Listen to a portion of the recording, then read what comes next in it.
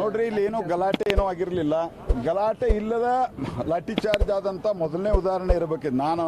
ನಾನು ಸುಮಾರು 35 ವರ್ಷಕ್ಕಿಂತ ಜಾಸ್ತಿ ಆಯ್ತು ನಾನು ಪಬ್ಲಿಕ್ ಲೈಫ್ದಾಗಿದ್ದೀನಿ. 5 ಟರ್ಮ್ ಮತ್ತು MP ಇದ್ದೀನಿ. ಅದಕ್ಕಿಂತ ಮೊದಲ ನಾನು ಜಿಲ್ಲಾ ಅಧ್ಯಕ್ಷ ಇದ್ದೆ BJPದ್ದು. ಅದರ ಸಮೀಪ 30-35 ವರ್ಷದಿಂದ. ಅದಕ್ಕಿಂತ ಮೊದಲು ರಾಷ್ಟ್ರಧ್ವಜದ ಹೋರಾಟ ಮಾಡಿವಿ.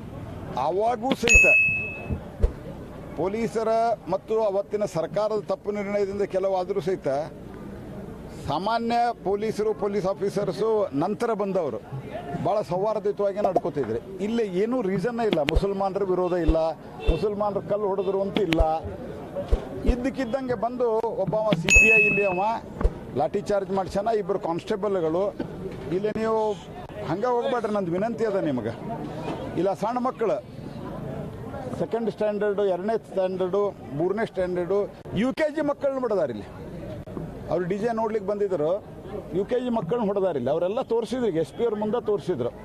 ಹಾಗಾಗಿ ಇಲ್ಲೇನು ಒಬ್ಬ ಕಮತ್ಗಿ ಅಂತ ಹೇಳ್ಕೊಂಡು ಇನ್ಸ್ಪೆಕ್ಟರು ಇಲ್ಲಿ ಈ ಊರಿನ ಮೇಲೆ, ಇಲ್ಲಿ ಊರಿನ ಜನ ಹೇಳೋದು ಅವ್ರ ಮೇಲೆ, ಆ ವ್ಯಕ್ತಿಗೆ, ಆಫೀಸರ್ಸ್ಗೆ ಏನೋ ಸಿಟ್ಟಿದೆ.